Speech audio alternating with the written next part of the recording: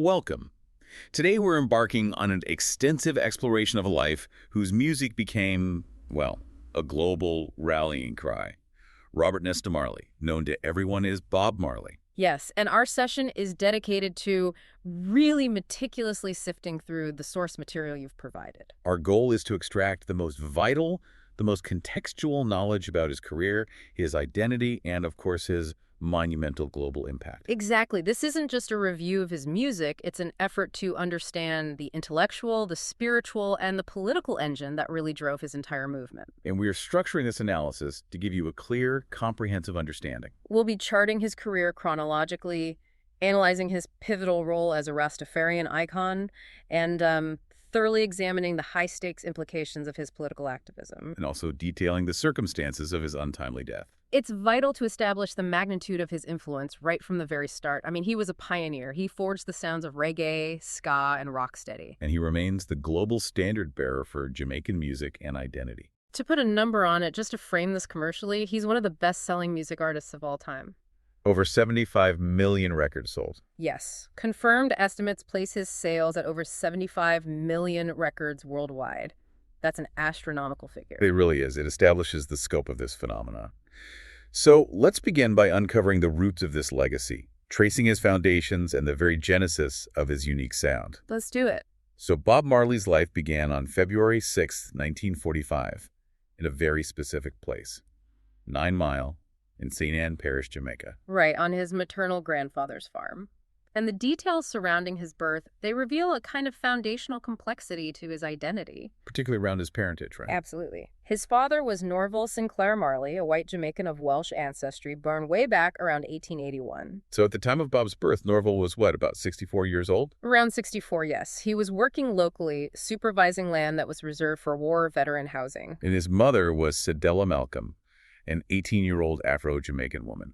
That enormous age disparity and the profound difference in their racial and social backgrounds, it created a really complicated dynamic for young Bob. The sources confirmed Norval offered minimal financial support, didn't he? Minimal. And he maintained a very irregular, distant presence in Bob and Cedella's lives. And then, compounding all this instability, Norval died when Bob was only 12 years old. Right. And it's fascinating how biographical details can get intertwined with mythology over time. You mean the claims about the Marley surname? Exactly. Some of Norval's cousins later tried to claim a speculative Syrian Jewish origin for the Marley surname, but biographers have pretty much refuted that claim. So the key thing from this period is that his sense of self was formed without a stable paternal figure. Which pushed his foundational influences toward his community and, of course, his mother's side of the family. And that search for community and identity, it was really catapulted forward when he moved. At age 12, yes. Marley and his mother relocated from that rural setting of 9 Mile to the intense urban landscape of Kingston. Specifically, the Trenchtown section. Was this move really the point where his musical destiny was sealed? I think you could say it was the necessary crucible for his career. Absolutely. Trenchtown wasn't just a neighborhood, it was a cultural incubator. A place where people lived in close quarters, sharing dreams and struggles. And he lived in the same house with Neville Livingston. The man who would later become Bunny Wailer. That's right. And this cramped, vibrant environment of Trenchtown, it just intensified their shared musical exploration. So this community exposed them to the local music scene, but also to outside forces. Powerful external forces, primarily rhythm and blues, beamed in from U.S. radio stations, which provided the harmonic foundation for their early sound. So Trenchtown really forged those essential collaborations. And we see the group's name changing over time, sort of mirroring their artistic development. The Teenagers, the Wailing Rude Boys, the Wailing Wailers. And finally, just the Wailers. Yeah. And this core dynamic stabilized around Marley, Bunny Wailer, and Peter Tosh. But it also involved key early figures like Junior Braithwaite, Beverly Kelso, and Sherry Smith at various stages. And they didn't just arrive fully formed, did they? Oh, not at all. The development of their craft, both vocal and instrumental, was heavily dependent on key mentors within the neighborhood. Like Joe Higgs. Joe Higgs, yes. From the successful vocal act, Higgs and Wilson. He lived nearby and took them under his wing. And initially, the Wailers were focused just on vocal harmonies, right? Like a doo-wop group. Exactly. They aspired to be a tight R&B style vocal group. It was Higgs who took the foundational step of helping them refine those arrangements. And crucially, he started teaching Marley how to play the guitar. An instrument that would come to define his sound for the rest of his career. Now, before achieving major success, Marley tested the waters solo. He did. In February 1962, he made his very first studio recordings for a local producer, Leslie Kong, at Federal Studios. These were crucial early tracks, including Judge Not and One Cup of Coffee. Right, and that latter one was released under the pseudonym Bobby Martell, a slightly Americanized name. Those early cuts were exploratory, but the definitive breakthrough came soon after, when they signed with Coxsone Dodd's legendary Studio One label. And in February 1964, their single Simmer Down just exploded. It became a Jamaican #1 hit. Selling an estimated 70,000 copies. This was a colossal number for the Jamaican market at that time. It instantly established them as leaders of this rising musical wave. And at this point, the genre was still in transition, wasn't it? It was somewhere between the quick pace of ska and the slightly slower, smoother, rock-steady rhythm. Right, and following this huge local hit, the trio had a predictable but unfortunate disagreement with Dodd. Over finances and control, as usual. And this propelled them into their next, highly consequential, albeit short-lived, partnership. Working with producer Lee Scratch Perry and his studio band, The Upsetters. And this alliance, which started in 1968, is often cited by critics as the period that produced their best work. Their most raw, inventive, and structurally influential work, I'd say. Perry was a true genius of sound. He helped them deepen the political and spiritual themes in their writing. He also introduced groundbreaking studio techniques. Yes, but it's a classic story of artistic alchemy running headlong into business reality. So despite the intense artistic success, the partnership dissolved. Over severe disputes, yes. All about the assignment and ownership of recording rights and royalties. They did collaborate again intermittently, but that core working relationship was irreparably broken. So as the 1960s transitioned into the 1970s, the sources make it very clear that the music scene in Jamaica underwent a dramatic shift. A structural shift, definitely. The rapid, upbeat rhythm of ska began to decelerate. And that deceleration was essential. It was. The musical mood was changing from that celebratory energy of independence-era ska towards something slower, more introspective, more meditative. Driven partly by the economic struggles and political turmoil in the ghettos. The sources describe the new sound as a slow, steady, ticking rhythm. The very rhythm that defines early reggae. And the term itself was first codified in the title of the Maidels' 1968 song, Do the Reggae. Marley and the Wailers were right at the forefront of this evolution, which is clear in their 1969 collaboration with Leslie Kong for The Best of the Wailers. It is. So what specifically defines the sonic difference between those late-era Wailers tracks and their earlier ska material? Well, the instrumentation changed profoundly. In ska, the arrangement was typically dense, with brass sections. Lively trumpets and saxophones playing short, staccato bursts. Exactly. In the new reggae sound, those instruments were stripped way back. Often, they vanished entirely. And the instrumental focus shifted almost completely to the electric guitar. Which took over the syncopated rhythm roll, delivering these sharp chopping chords on the upbeat. It gave the music a cleaner, more resonant, and arguably more internationally palatable sound. And this constant refinement was part of a larger strategy, wasn't it? Breaking into the lucrative American and European markets. And that leads directly to a fascinating point in the sources. The overt attempts the Wailers made to tailor their sound for commercial success. Between 1968 and 1972, working with JAD Records, they were explicitly trying to commercialize their music. The detail about the three-day jam session in the Bronx with songwriter Jimmy Norman in 1968 is highly revealing about Marley's ambition. Oh, that session is a genuine historical goldmine. It really exposes the inner workings of Marley's early commercial aspirations. Which sometimes conflicted with his later, more radical image. For sure. The resulting 24-minute tape reveals Marley experimenting wildly outside of the roots reggae sound he would later perfect. He dove straight into American popular music conventions. Trying out styles like doo-wop on tracks such as Stay With Me, and using that gentle, orchestrated style of 1960s slow love songs on Splish for My Splash. So he was explicitly trying to create tracks that sounded familiar to U.S. pop radio listeners. It sounds almost like an alter ego, doesn't it? A version of Bob Marley who wasn't quite ready to embrace the political weight of Rastafari fully. Instead, trying to make it as a conventional pop star. Exactly. Bunny Wailer later tried to dismiss these tracks as just demos for record companies to listen to. But they underscore a crucial phase. Marley was incredibly adaptable and intensely ambitious. He understood that pure, unadulterated Jamaican music was a hard sell internationally. He was testing the limits of what he could change about his sound while keeping his voice and essence intact. And this commercial drive was what eventually landed him in London in 1972. Yes, where he was residing temporarily in Ridgemount Gardens just before the big break. And that big break arrived when he signed with Island Records later in 1972. It happened somewhat by accident, didn't it? It did, after touring the UK with the soul singer Johnny Nash. They initially met Chris Blackwell of Island Records to talk about overdue royalties. And Blackwell, a visionary strategist, saw a gaping hole in his roster. His top reggae artist, Jimmy Cliff, had just departed.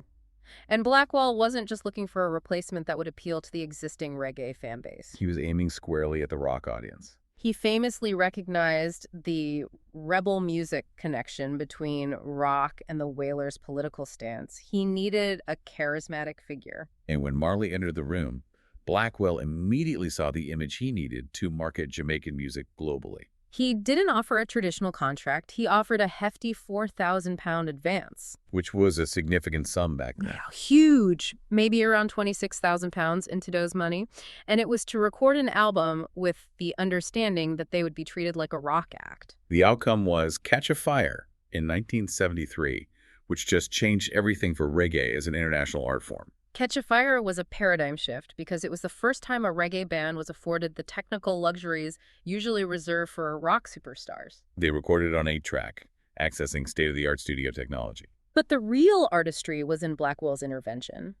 He realized that the traditional Jamaican mix, which emphasized heavy, rumbling bass, would sound muddy and foreign to international rock listeners. So he actively shaped the mix. He tempered the bass and restructured many arrangements, pushing them toward what he called more of a drifting, hypnotic type feel than a reggae rhythm. He essentially smothered the edges just enough for Western ears to accept the revolutionary core. And he packaged it as rock, too, ensuring it sat alongside Led Zeppelin and Pink Floyd in record stores. That unique Zippo lighter lift-top packaging was a branding masterstroke. Absolutely. It signaled that this was not world music or some niche import. This was a serious, compelling rock album. While the initial sales were modest, around 14,000 units, the critical reception was overwhelmingly positive. It established the template, and this was followed rapidly by Burnin' later in 1973, which featured the track I Shot the Sheriff. And it was that track that created the explosive moment of global recognition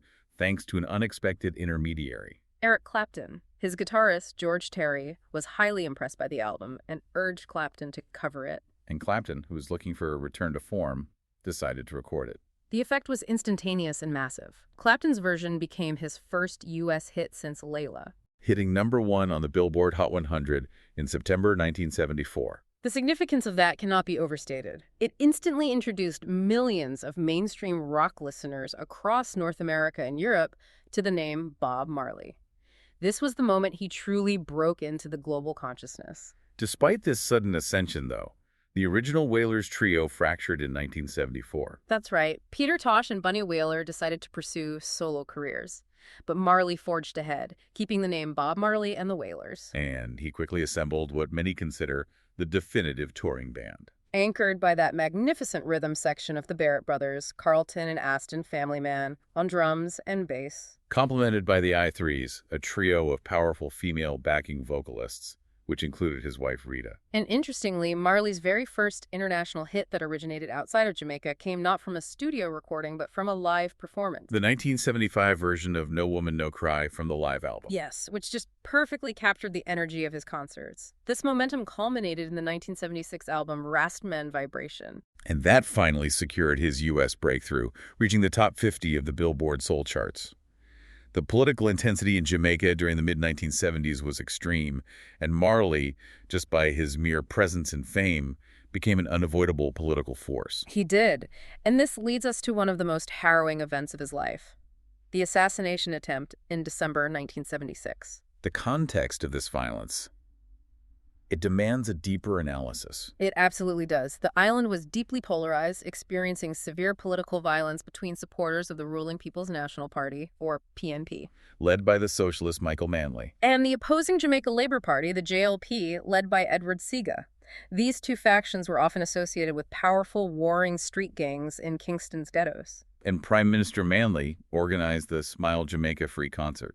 Yes, scheduled for December 5, 1976, as a desperate attempt to use music and culture to temporarily ease these deadly tensions. And Marley chose to participate, a decision that made him an immediate target. We really have to pause here and convey the appropriate sympathy for the sheer violence he and his associates suffered. It is genuinely tragic.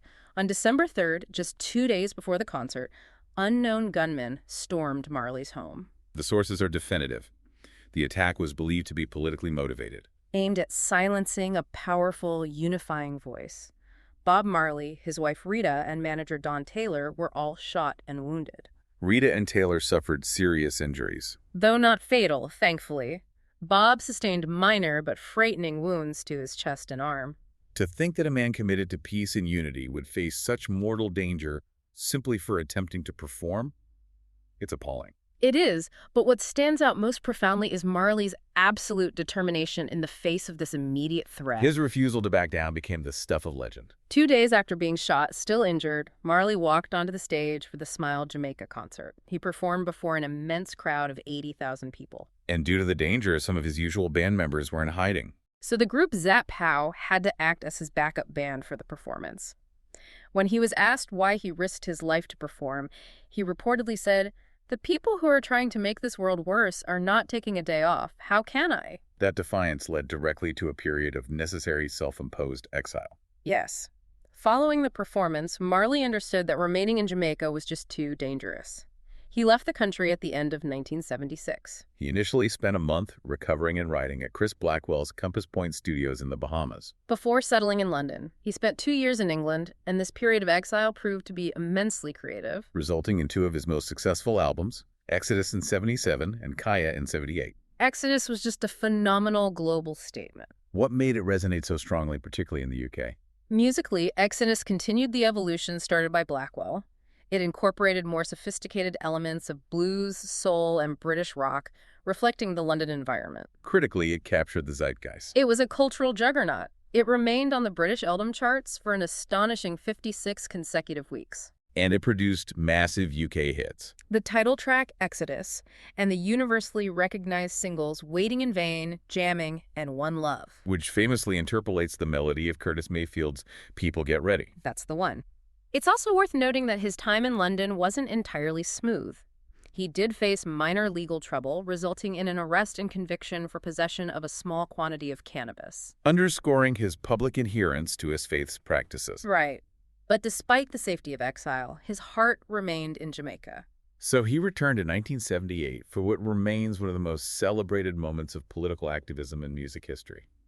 The One Love Inc. concert. This was yet another high-stakes attempt to quell the violence, once again organized in the hope of uniting the warring PNP and JLP political factions. And as Marley neared the conclusion of his powerful set, he took an extraordinary, unscripted action. He requested that both Michael Manley, the current head of state, and Edward Seaga, his political opposition, come forward and join hands on stage. A gesture of peace. The sources describe the electric, palpable tension and the sheer moral authority it took for a musician to command national political rivals to publicly demonstrate unity.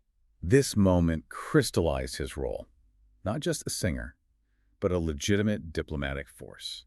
And even after that act of unity, his political work continued through his music, particularly his commitment to Pan-African struggles, which became the central theme of his subsequent albums. His 1979 album, Survival, is described as defiant and incredibly politically charged. The entire record served as a powerful declaration of solidarity with liberation movements across the African continent. Tracks like Zimbabwe, Africa Unite, and Wake Up and Live. They provided anthems for those fighting against colonial rule and oppression, and this activism wasn't confined to the studio. He performed at the Amandla Festival in Boston in July 1979. specifically demonstrating his fierce opposition to South African apartheid, a theme he had explored years earlier in the 1976 song War. Which adapts the speech by Haile Selassie III. Correct, and this commitment culminated in his significant invitation to perform at Zimbabwe's Independence Day celebration in April 1980, marking the end of white minority rule. To truly grasp the intensity of Marley's activism and the profound messaging in his music, we have to fully explore the foundation of his beliefs, the Rastafari movement. Marley was an extraordinary global advocate for Rastafari.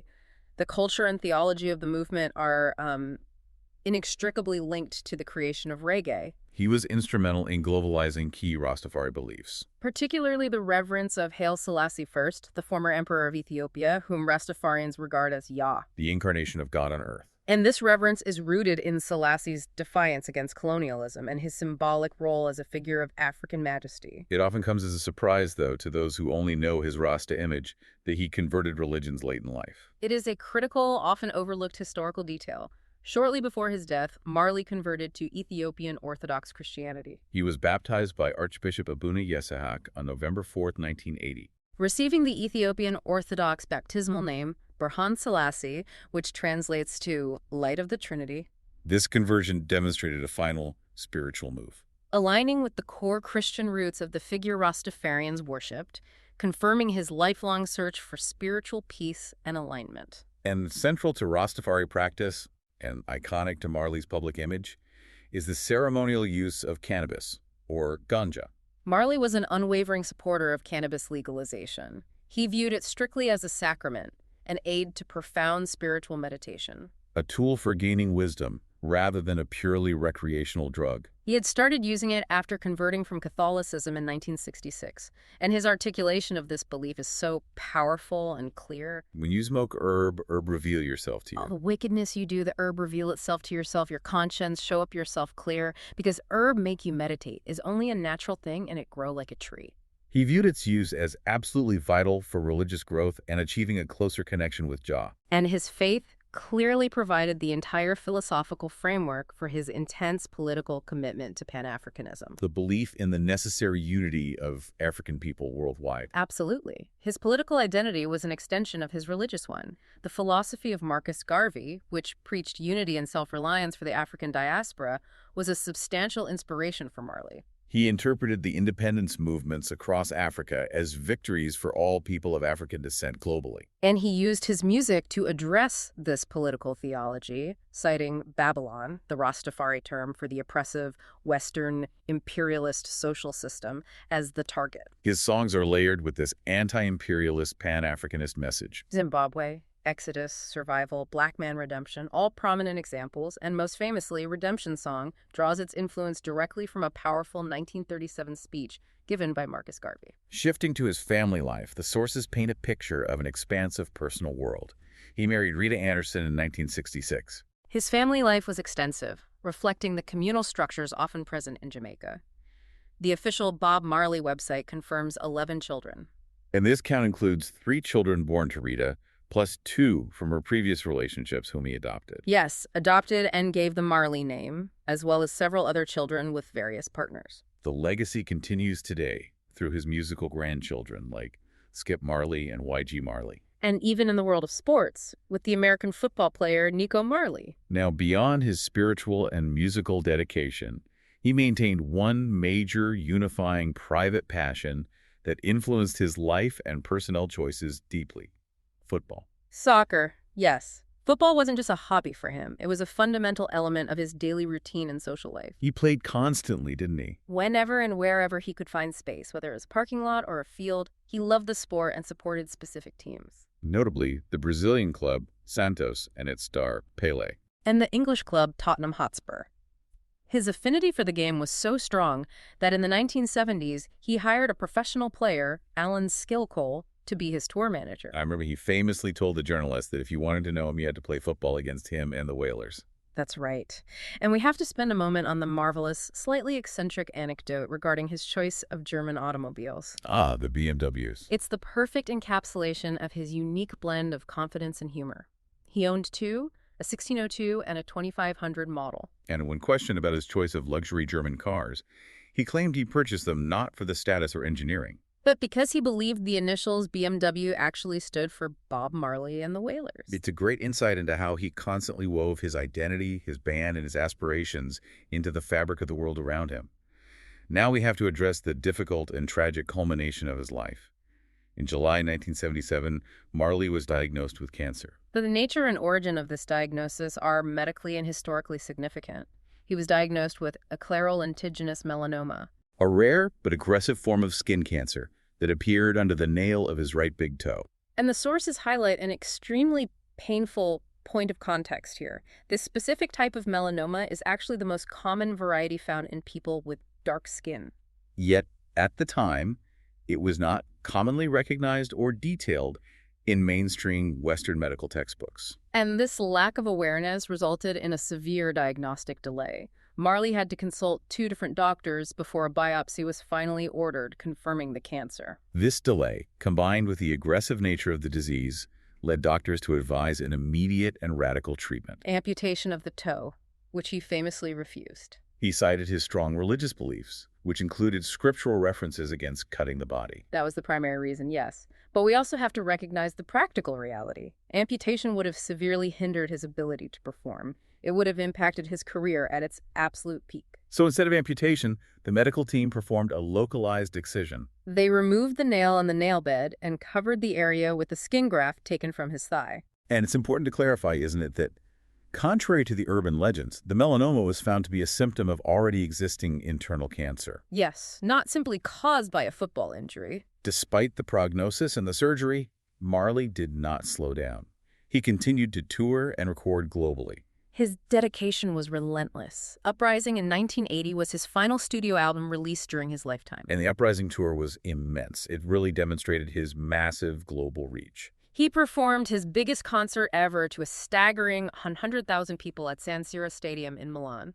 His final outdoor concert took place on July 6, 1980, in Dublin, Ireland. The tour continued into the U.S., but the unchecked disease was reaching its final devastating stage in September 1980. The collapse in Central Park marked the final terrible turning point. On September 21st, 1980, while jogging in Central Park in New York, Marley collapsed. Immediate hospitalization and tests delivered the crushing news. The cancer had spread aggressively. It had metastasized widely to his brain, his lungs, and his liver. Incredibly, his very last public concert occurred just 2 days later at the Stanley Theater in Pittsburgh. And his failing health forced the immediate cancellation of the remaining tour dates. He then embarked on a desperate search for an alternative, non-conventional treatment path. He sought experimental cancer treatment at the clinic run by Joseph Issels in Bavaria, Germany. Issels' approach was highly controversial, wasn't it? Very. It focused heavily on holistic therapies, avoidance of certain foods, based on the belief that cancer was rooted in environmental toxins and deficiencies. For 8 months, Marley underwent this regimen. Tragically, the treatment was unsuccessful in halting the aggressive advance of the cancer. His final journey back toward his home in Jamaica was tragically interrupted. As his health deteriorated rapidly during the flight back, the plane was diverted to Miami, Florida. Robert Nesta Marley passed away there on May 11, 1981, at the young age of 36. Due to the widespread metastasization of the cancer to his vital organs. In an incredibly poignant moment, his final words to his son Ziggy are recorded. On your way up, take me up. On your way down, don't let me down. The funeral that followed was a monumental event, marking his national significance. He was accorded a state funeral in Jamaica on May 21st, 1981. And the ceremony was a powerful blend of his recent spiritual journey and his lifelong Rastafari identity, merging elements of Ethiopian orthodoxy with Rastafari tradition. He was buried in a chapel near his birthplace in 9 Mile, and the contents placed in his casket serve as a perfect summary of his life. His cherished red Gibson Les Paul guitar, a Bible open to Psalm 23, and a stalk of cannabis placed there by his widow, Rita. The eulogy delivered by Prime Minister Edward Seaga was exceptionally moving. Seaga's words elevated Marley beyond a mere musician into a profound cultural force. He said, his voice was an omnipresent cry in our electronic world. Bob Marley was never seen. He was an experience which left an indelible imprint with each encounter. Such a man cannot be erased from the mind. He is part of the collective consciousness of the nation. That collective consciousness ensures his influence is stronger than ever. Evidenced by his ongoing legacy and numerous posthumous honors. His commercial afterlife is just unparalleled. Legend, the greatest hits album from 1984, is still the best-selling reggae album of all time. And the honors are staggering. The Jamaican Order of Merit, induction into the Rock and Roll Hall of Fame. Time magazine naming Exodus the Album of the Century in 1999, the Grammy Lifetime Achievement Award. And Rolling Stone ranked him at number 11 on its 100 Greatest Artists list. And the physical tributes, they reflect his global reach, crossing continents and cultures. We see statues dedicated to him not just in Kingston, but also halfway around the world in Serbia. And in New York City, the recognition is embedded in the streetscape, with a section of Church Avenue in Brooklyn codenamed Bob Marley Boulevard. However, the sources also contain a potent, and I think necessary, critique of how the global market has often simplified and packaged this profound legacy. That critique, notably from author Dave Thompson, is essential for a true understanding. Thompson lamented what he termed the pacification and extreme commercialization of Marley. He wrote that the corporate machine has utterly emasculated the real Bob Marley, arguing that the pervasive, smiling, benevolent image presented today often ignores the ghetto kid who dreamed of Che Guevara and the Black Panthers. the man who believed in fighting for freedom and whose heroes were radical figures like James Brown and Muhammad Ali. Thompson argues that while the commercial machine guaranteed his immortality, it simultaneously diminished the true depth of his radical activism, replacing the revolutionary with a benign, smiling icon. Which serves as a final reminder that the towering figure we celebrate was, at his core, a potent and physically threatened political radical. Our thorough analysis of the source material confirms that Robert Nesta Marley was far more than just a musical genius. He was a revolutionary spiritual and political figure whose influence extends across global politics, Pan-African thought, and culture. His journey from the instability of 9 Mile to surviving an assassination attempt and uniting political rivals on stage is a testament to a life entirely driven by profound conviction. That conviction is his most enduring legacy.